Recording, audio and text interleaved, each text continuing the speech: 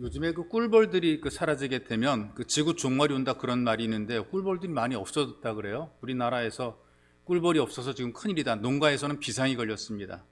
그러니까 이 꿀벌들이 그 꽃을 수정을 시켜야 열매를 맺게 되는데 이 꿀벌들이 사라져가지고 사람들이 다 한대요. 얼마나 힘들고 어렵습니까? 꿀벌들이 자연스럽게 돌아다니면서 수정을 시켜서 열매를 맺게 만들어야 되는데 이게 안 되니까 일일이 사람 손으로 가려니까 아주 지금 죽을 맛이라는 거죠. 그런데 기록에 보게 되니까 이렇게 꿀벌들이 사라지게 되면 결국은 머지않아 이 지구가 위태로워진다, 이제 그렇게 진단하고 있거든요. 근데 이 꿀벌들이 참 사라지게 되는데 대단한 역할을 했어요. 왜냐하면은 아침에 이제 벌통을 떠나게 되면 2km나 3km까지 조그만 것들이 날아가서 꿀을 채집을 한다는 거죠. 그리고 다시 또 이제 돌아오게 된다는 것인데요. 이게 정말 사실은 가까운 거리 2km, 3km가 가까운 거리 아니거든요. 2km, 3km 얼마나 될까? 여러분 감이 잘 안 오시니까 예를 들어 설명할게요. 우리 교회에서 저기 신당동까지 중앙시장에 있는 신당동까지 한 약 2km 정도 되거든요. 여기서 한 거기까지가 2km 정도 된단 말이죠. 그러니까 2km 더 가서 뭐 종로 5가 또 울주로 6가까지도 가게 되면 한 약 3km 정도까지 갈 수가 있겠죠. 거기까지 가서 조그만 꿀들이 가서 꿀을 채집해가지고 다시 또 돌아오는 거죠. 그러니까 걸어가도 내 생각에 한 3, 40분 정도 걸어가야 될 그런 거리인데요.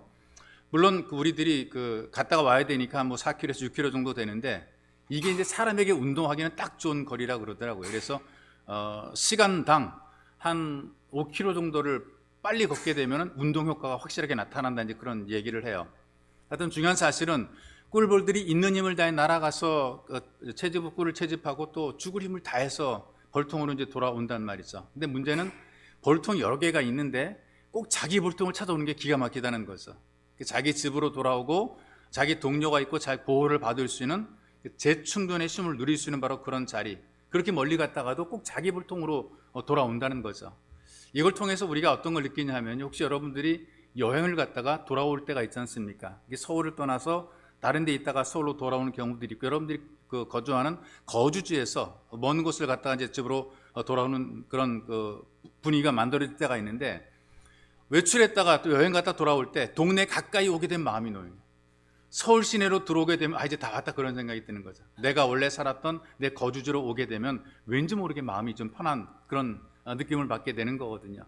교회라고 하는 것이 바로 그렇습니다. 영혼이 안식을 누리고 재충전의 쉼을 누릴 수 있는 곳이거든요. 역대하 7장 14절에 보니까요, 솔로몬이 성전을 봉헌하고 하나님께 기도합니다. 하나님이 응답하실 때 어떻게 응답하시니? 이렇게 응답하더라고요. 이곳 하나님의 집에 내 눈과 내 마음이 항상 있으리라. 하나님의 눈과 마음이 여기 있겠다는 것은 이곳에서 하는 기도에 내가 눈을 뜨고 귀를 기울이리니 이전을 거룩하게 하며 내 이름을 영영히 있게 하리라. 그러니까 하나님께 예배드리는 그 자리를 하나님이 기억하시고 하나님께서 그곳에 은혜를 베풀어 준다. 그리고 거기에서 기도하게 될 때 특별히 들으신다. 하나님께서 예배당에서 하는 기도만 들으시겠어요? 여러분, 입을 뒤집어 쓰고 하는 기도도 다 들으시고요, 누워서 하는 기도도 들으시고요, 전철 타고 하는 기도 다 들으시는데, 특별히 하나님께서 하나님의 눈동자가 머무르시고 하나님의 귀가 쏠리시고 하나님의 마음이 계신 곳이 바로 예배 자리라, 그 말이죠. 이게 우리들의 환경과 삶 속에도 굉장히 중요한데, 집안에 어른이 계시면은요, 싸우다고 다투다가도 중단하고 조심하게 돼요. 어른이 하게 되면 부부싸움 하다가도 속에서 불이 막 열불이 나도 어른 눈치 보느라고 큰 소리 못 내고 이렇게 되는 거란 말이죠. 하나님께서 우리의 모든 행동을 보고 계시고 우리 말을 듣고 계시고 우리의 심령을 감찰하고 계시는 거죠. 그런 의미에서 하나님의 집인 이 교회 공동체가 정말 귀한 것입니다. 여기에서 우리는 하나님을 경험하고 하나님의 은혜를 누리게 되는 것이죠. 그래서 명절 때, 민속 명절 때 되면 다 고향 찾아가는 것처럼 사람들이 자기 쉼의 자리를 찾아다니는데, 영혼도 이 쉼의 자리가 필요한 것이란 말이에요. 멀리 있더라도 내가 쉴 수 있는 그 쉼의 자리가 생각이 나는 게 당연하단 말이죠. 그래서 여러분들이 귀한 것이, 여러분들이 우리 교회로 올 때에 몇 개의 교회를 지나오는 그런 분들이 있을 거 아니겠어요? 몇 개의 교회를 지나온단 말이죠. 내 집을 원래 내가 마음을 두었던 바로 이곳을 와야 여기에서 이제 안식을 누리고 편안함과 쉼을 누리기 때문에 그런 것이란 말이에요. 내가 쉬고 내가 위로를 받고 내가 고침을 받고 줄인 배를 채우는 내 집, 뭐 쓰러지고 오막살이를 할지라도 이게 내 안식처가 되는 그곳 사람들은 오게 돼 있는 것이란 말이죠. 바로 그곳이 여러분과 제가 예배 드리는 하나님의 집입니다. 그래서 우리가 원근 각처 사방에서 그래도 와가지고 예배를 드리는 이것이 얼마나 귀하고 얼마나 참 대단한지 모르겠습니다. 이런 이 교회에 대해서 지금 바울이 지금 그 교회 공동체가 생명의 공동체라는 사실을 지금 계속해서 설명을 해주고 있습니다. 그래서 이 교회는 모든 사람들이 예수님 안에 있는 교회가 되는 것이고, 지난번에 설명드렸던 것처럼 이 데살로니가 교회가 정말 그 연약하게 그저는 그 겨우 3주 동안 바울이 복음을 전했을 뿐인데 그들이 그 믿음이 참 와해가 되지 않고 잘 지켜진 것, 정말 하나님의 은혜가 강력하게 임해서 이 교회가 세워진 교회가 된 것이죠. 그래서 이 바울이 데살로니가 교회 성도들의 그 신앙에 대해서 얼마나 그 마음에 감동을 느끼는지 그 감사하고 칭찬하는 그런 모습이 기록이 되어 있습니다. 그래서 우리는 이 교회를 통해서, 특별히 데살로니가 교회를 통해서 하나님의 교회의 모습을 우리가 볼 수가 있는 거죠. 역사가들이 이렇게 얘기를 합니다. 인구가 한 20만의 대도시였다. 20만이면은 우리 지금은 대도시가 아닌데 예전에 고대 2000년 전에 20만 명이 대도시란 말이죠.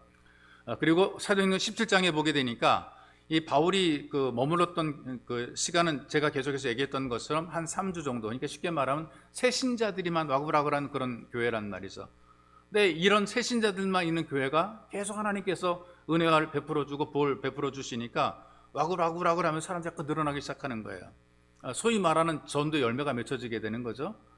그러니까 얼마 안 되는, 내버려두면 저절로 없어져 버릴 것 같은 그런 그 분위기의 교회인데, 희한하게 그런 교회가 와글 사람들이 자꾸 모여들면서 점점점 그 부흥되고 커지니까 요거를 유대인들이 시기한 것입니다. 내버려두면 없어질 줄 아는 게 없어지는 게 아니라 많아지게 되니까 그걸 보고 아주 시기가 나가지고 이 바울이 헛된 가르침으로 율법을 파기하고 하나님 모독한다 그래가지고 이거 바울을 죽이려고 그러니까 바울이 베레아 쪽으로 도망을 갔어요. 그런데 이 분노한 유대인들이 거기까지도 이 바울을 추적을 했습니다. 옛날에 그 도망간 노비를 잡아가는 추노꾼이 있었던 것처럼 그렇게 바울을 쫓아온 거죠. 그래서 유대인 추적자를 피해서 아덴으로 다시 또 도피하게 돼요. 거기에서 데살로니가 교회 소식을 듣고 이제 서신을 전하는 것이 바로 이 데살로니가 전서가 되는 거거든요. 그래서 첫 번째 인사가 이런 인사 아닙니까?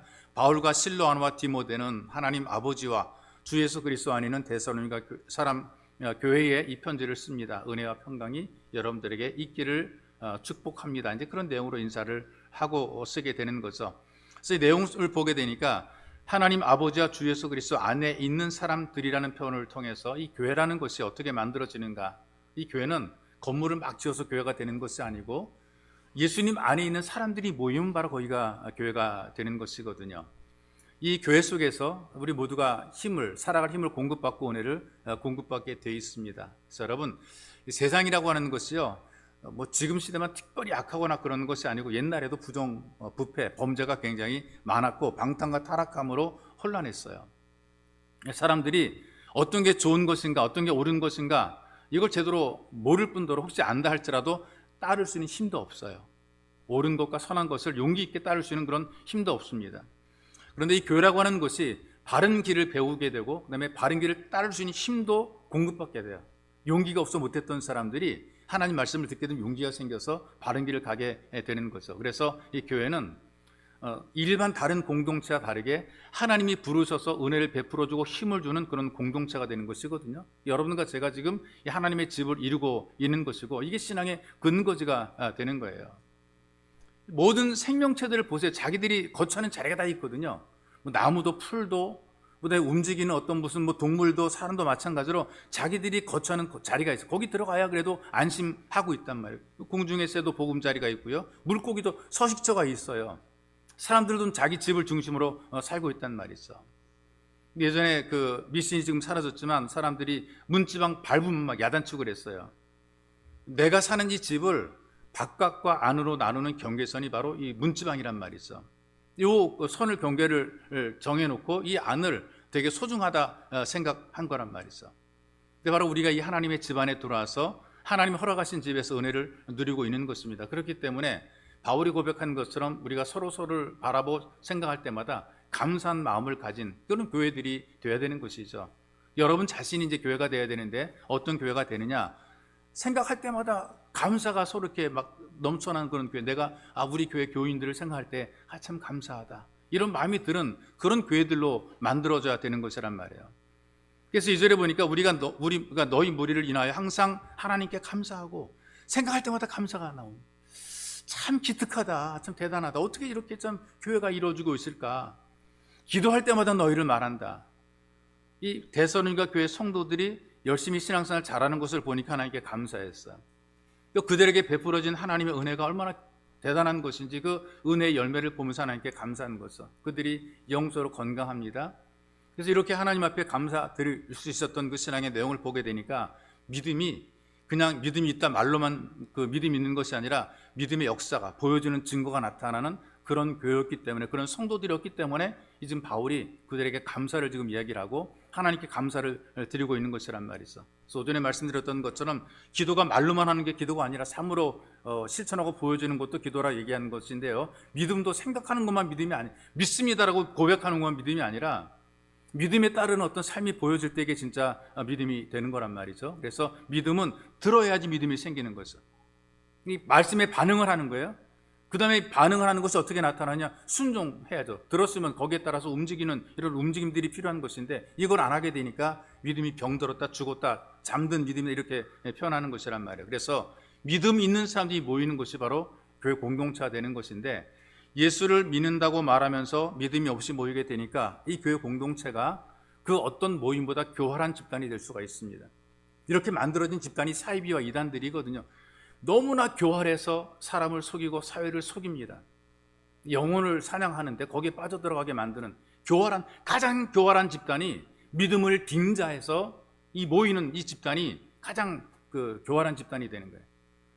정말 하나님을 향한 확실한 믿음을 가지지 못하게 되면 이 정말 이게 가장 심각한 문제가 바로 교회가 될 수밖에 없는 거예요. 여러분, 이 땅에 보게 되니까요, 예수 믿는다는 사람들이 얼마나 말을 잘하는지 모릅니다. 똑똑해요. 어디다 갖다 내놔도 뒤지지 않고 잘 따집니다.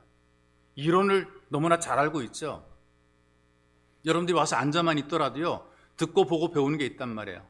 여러 종류의 사람들 속에 들어와서 여러분들이 많이 경험하는 것들이 있더라 그 말이 있어. 이런 것들 통해서 따지기도 잘하고 말도 잘하고, 그런데 삶이 없게 되면 아주 교활한 사람이 되는 거예요. 사람을 속이는 사기꾼들이 되는 거예요. 신문에 요즘에 그 범죄자 그 일람표를 보게 되니까 사기꾼들이 가장 많고, 그 다음에 또 남들 등쳐온 사람들이 많은 사람들이 교회 장로, 집사, 권사 이 사람들이.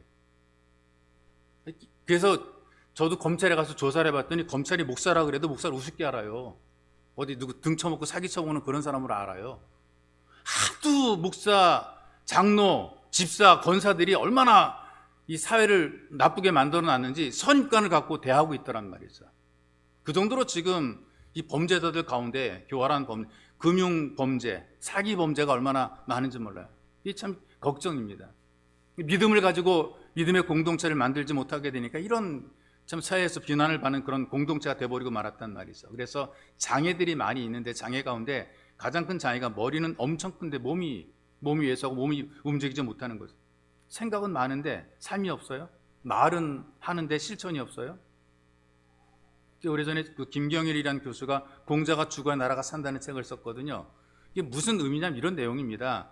행함이 없고 말만 하는 것을 지적을 하는 겁니다. 머리는 많이 발달했는데 손발로 움직이는 것 안 하는 거예요. 말만 잘하고 손발로 안 움직이는 게 문제가 되는 거죠. 믿음은 고백하는데 역사는 힘이 없는 게, 이게 아무런 능력이 없단 말이에요. 순종이 없는 사람들. 참 이게 참 문제입니다. 본인에게도 문제고 다른 사람에게도 문제고 그 공동체도 문제가 되는 거예요.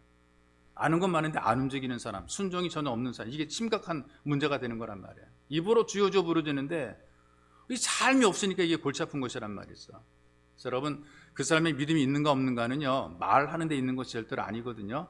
어떻게 하는가에 따라서 그 사람 믿음이 보여지게 되어 있습니다. 그래서 이렇게 얘기할 수가 있어요. 믿음이 있으면 일하게 돼요.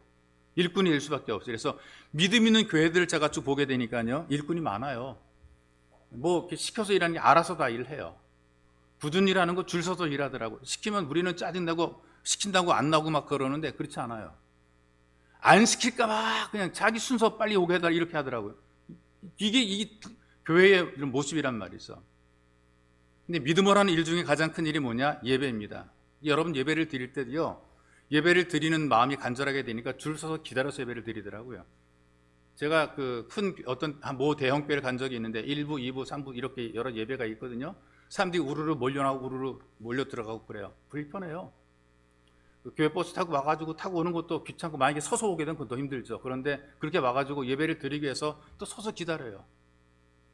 예배를 드리고 나가서 또 차 타고 또 가야 돼요. 근데 그거를 하는 거란 말이죠.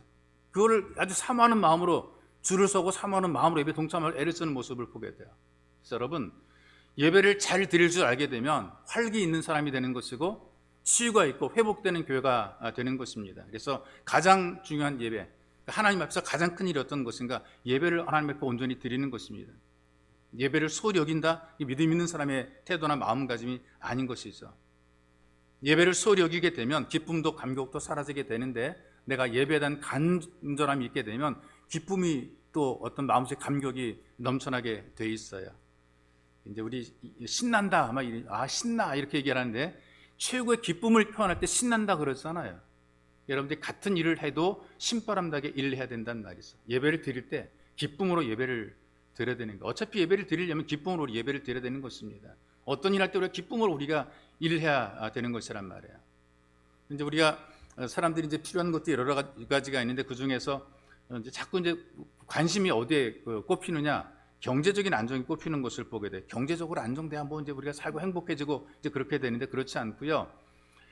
경제적인 것보다 중요한 것이 정신적인 안정이라고 그렇게 얘기를 해줘도 나이가 들게 되면 안다고 얘기하더라고요. 한 80, 70 넘어가게 되니까 돈보다 사람이 그 보람 있게 사는 게 중요하고 우리가 마음이 평안한 게 중요해, 이런 얘기를 하신다 그래요. 그래서 치열하게 돈을 벌게 살았던 사람들이 70대가 넘어가게 되니까, 70, 한 5세 정도 되니까 돈이 중요한 게 아니다, 마음이 편해야 된다, 이제 그런 얘기를 한다는 것을 제 소리를 들었습니다. 이 정신적인 안정을 위해서 네 가지 균형을 이뤄야 되는데요. 하나는 일입니다. 그리고 놀입니다. 일만 하는 게 중요해. 놀 줄도 알아야 돼요. 놀 줄 모르면 이거 정말 답답한 거예요. 하나님께서 놀라고 세상을 만들어 줬는데 놀지도 못하고 일만 하는 것은 한쪽만 보고 살아가는 것은, 일한 만큼 노는 거예요. 우리가 그럴 줄 알아야 되는 거예요. 그 다음에 세 번째가 사람이고, 네 번째가 예배라, 이렇게 얘기를 합니다. 일할 때에 즐거움으로 일해야 되는 것이고, 즐기면서 일하게 되니까 우리 마음속에 기쁨이 넘쳐나게 되는 것이죠. 그래서 여러분들이 교회를 위해서 우리가 즐겁게 일하게 되면 그 교회를 사랑하게 되고요. 그 다음에 어떤 일을 즐기면서 하게 되면 우리가 힘든 일도 충분히 가능하게 해내죠. 이게 바로 어떤 믿음의 역사가 되는 겁니다. 그런 의미에서 제가 이제 한 가지 그 예배에 대한, 그 교회에 출석하는 것에 대한 예를 하나 제가 설명해 드리려고 그러는데요. 고등학생이 있어요. 담임 선생님에게 상담할 게 있어 상담을 합니다. 선생님, 저 좀 고민이 있습니다. 고3이니까 얼마나 바빠요. 대학 들어가야 되는데. 야 임마, 공부하기도 바쁜데 뭔 고민이냐? 열심히 공부를 하면 되지. 근데 이 아이가 뭐라 그러는 줄 아세요? 나 이 세상에 공부하기 싫어요. 뭐라? 아니 고3짜리 공부하기 싫으면 어때? 뭐라? 아무리 내가 공부하려고 그래도 모르는 문제가 나오게 되면 일단 골치 아파요. 공부를 안 했으면 좋겠는데 어떻게 하면 되겠습니까? 여러분 어떻게 할까요? 학생이, 고3 학생이 공부하기 싫대요. 어떻게 할래요? 이런 애를 어떻게 해줘야 됩니까? 여러분이 선생님이라면 뭐라고 말하겠습니까? 이런 놈 도대체 어떻게 해야 좋겠어요?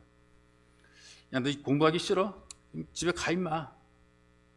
이렇게 하는 선생님이 괜찮겠습니까?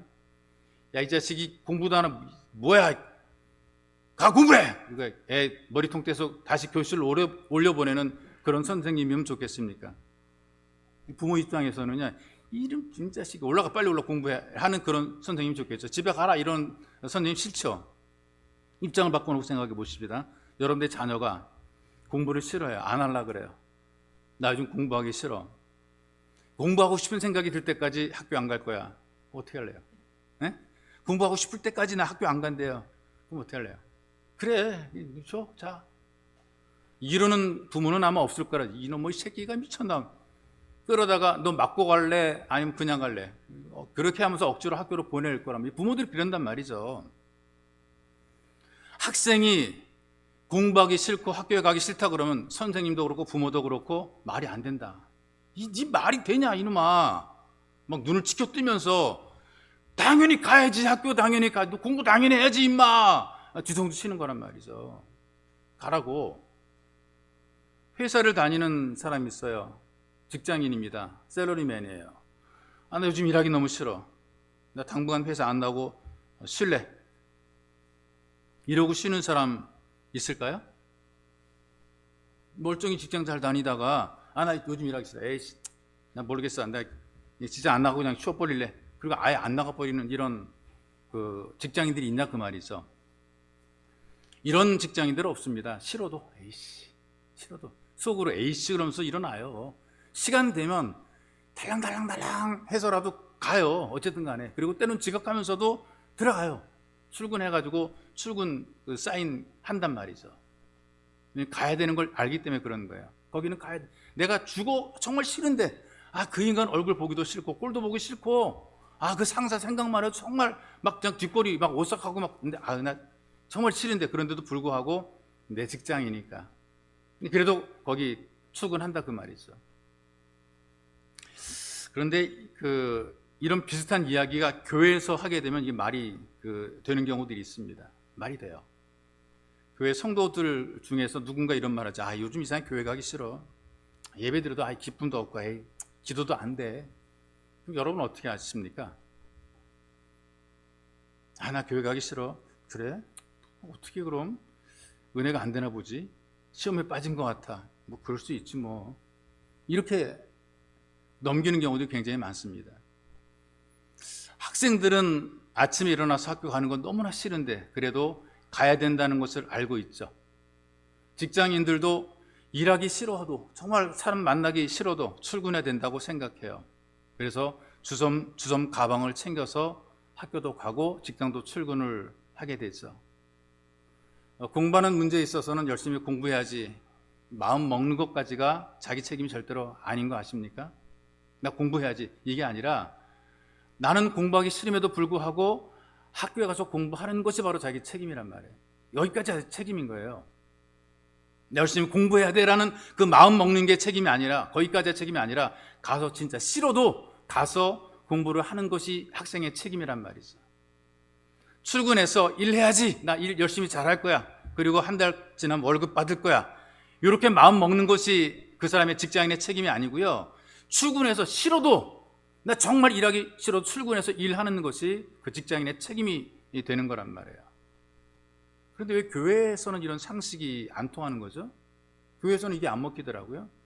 결심은 해요. 내가 예수 잘 믿어야 되는데 결심은 잘합니다. 내가 기도해야 되는데 성경 읽어야 되는데 봉사해야 되는데 생각만 하는 거죠. 이게 여기까지가 그 사람의 책임이 아니라 믿음으로 하는, 순종하는, 보여지는, 증명하는 이것까지가 신앙인의 책임이 되는 거죠. 그래야 교회가 책임 있는 교회가 되는 거예요. 교회는 자기의 책임과 역할을 감당하면서 하나님의 은혜가 누려지고 경험되게 되는 것입니다. 그래서 여러분 결심만 잘하는 사람이 아니라 믿음을 보이는 사람들이 될 수 있기를 주님의 이름으로 축복합니다. 살아계신 아버지 고맙습니다. 우리에게 은혜 베푸셔서 우리로 하여금 이 교회를 이루게 도우시니 고맙습니다. 여기까지 올 때에 여러 교회들을 거쳐 여기까지 왔습니다. 여기에서 주님 말씀을 듣고 예배도 드리고 교제도 나누며 우리가 위안도 받고 격려도 받습니다. 하나님 이 안에서 우리 서로가 각자가 각자의 책임을 잘 감당하고 역할을 감당하고 사명을 잘 감당해서 생각할 때마다 고맙다, 감사하다, 기쁘다 이런 마음이 들 수 있도록 우리가 주어진 역할을 잘 감당하도록 은혜를 베풀어 주옵소서. 주님 우리가 다른 사람들을 바라볼 때마다 기쁘고 감사한 마음이 있는 것처럼 내가 내 자신도 나를 돌아보면서 내가 다른 사람들에게 기쁨을 주는 사람 정말 고마움을 느끼는 그런 사람으로 역할과 삶을 감당할 수 있도록 믿음이 실천되고 믿음의 순종이 만들어지는 신앙이 되도록 주님 우리를 도와주옵소서. 보배로우신 예수님의 이름으로 기도하옵나이다. 아멘.